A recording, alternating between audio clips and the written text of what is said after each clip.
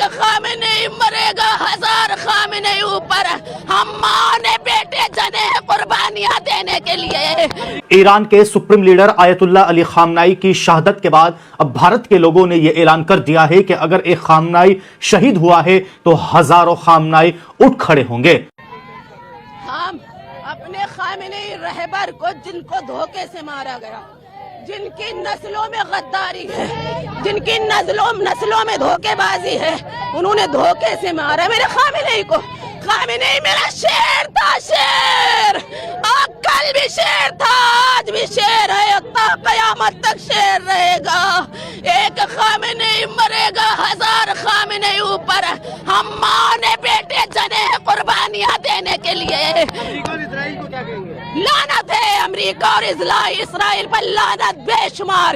یہ یزیدی ہیں، یہ غدار ہیں، یہ دھوکے باز ہیں، ان سے کبھی وفا نہیں ہو سکتی ہے۔ ان کی نسلیں غدار ہیں، دھوکے باز ہیں۔ اعوذ باللہ من الشیطان الرجیم، بسم اللہ الرحمن الرحیم۔ قال اللہ تبارک و تعالی فی کتاب الحکیم وهو اصدق الصادقین، لا تحسبن الذین قتلوا فی سبیل اللہ امواتا بل احیاء عند ربهم یرزقون، صدق اللہ العلی العظیم۔ انتہائی افسوسناک خبر ہے، اور میں تو سمجھتا ہوں کہ اس صدی کی سب سے افسوسناک خبر یہ ہے کہ رہبر معظم انقلاب اسلامی ایران آیت اللہ خامنئی، ان کو بزدلوں نے بزدلانہ طریقے سے شہید کر دیا ہے۔ اپنے دفتر میں عام طور سے وہ جس طرح سے لوگوں سے ملتے تھے، اسے مل رہے تھے، اور ان ملونوں نے، خبیثوں نے، خبیث میڈیا نے، ملون میڈیا نے یہ پھیلانا شروع کیا تھا کہ بنکر میں چھپ جاتے ہیں، جا کے کہیں کہ وہ جا کر روپوش ہو جاتے ہیں، لیکن کبھی کسی بنکر کو کبھی گئے نہیں ہو۔ اپنے داربل طریقے سے اپنے گھر میں رہے، اور جس طرح سے دفتر میں روزانہ بیٹھتے تھے اسی طرح سے روز بیٹھتے رہے۔ اسی لیے جس دن شہید ہوئے اس دن بھی وہ دفتر میں بیٹھے ہوئے تھے، اور عام طور سے میٹنگ ہو رہی تھی، سب لوگ جمع تھے، اس وقت بزدلانہ حملہ ہوا اور ان کو شہید کر دیا گیا۔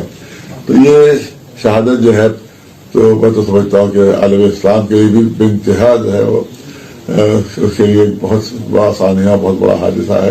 ہماری گزارش یہ ہے کہ ان کے مشن کو زندہ رکھنے کے لیے اور ان کی مظلومیت جو مظلومانہ شہادت ہوئی ہے اس کے خلاف آواز بلند کرنے کے لیے انشاءاللہ 8 بجے شب میں چھوٹے امام کے سامنے ایک عظیم جلسہ جو ہے منعقد کیا جا رہا ہے، جس کے بعد ایک کینڈل مارچ بھی ہوگا۔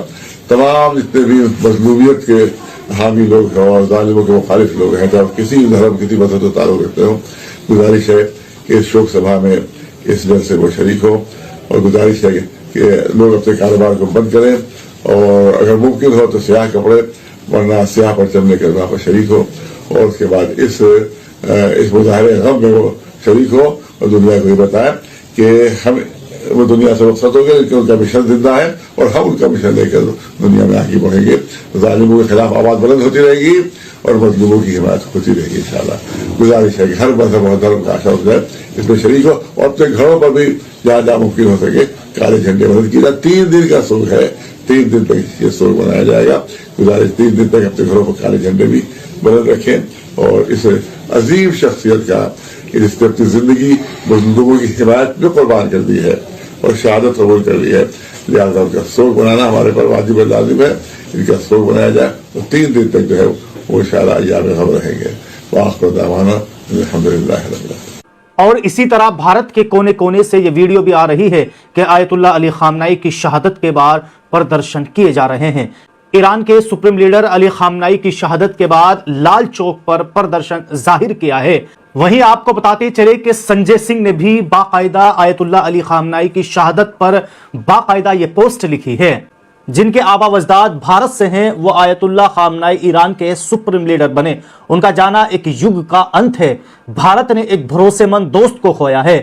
ایران بھارت کا متر ہے۔ اس نے پاکستان کے خلاف ووٹ کیا، ہمیشہ بھارت کا ساتھ دیا، بھارت کو ارجا سرکشا پردان کی۔ اس سنکٹ کی گھڑی میں بھارت سرکار کو اپنا رخ اسپشٹ کرنا چاہیے، ورنہ تاناشاہ امریکہ کی تاناشاہی کا دائرہ دنیا بھر میں بڑھتا جائے گا۔ وینزویلا کے بعد ایران کہاں تک پھیلے گا اسرائیل امریکہ کا آتنک۔ اور اسی طرح ایران کے اندر یہ بھی اعلان کر دیا گیا ہے کہ ایران میں 40 دن تک سوگ منایا جائے گا، اور 7 दिन की अवामी तातीलात का भी ऐलान किया गया है, यानी 7 दिन की सरकारी छुट्टी रहेगी। और इसी तरह इमाम खामनाई की शहादत के बाद अब इमाम रजा दरगाह पर भी काला झंडा लहरा दिया गया है।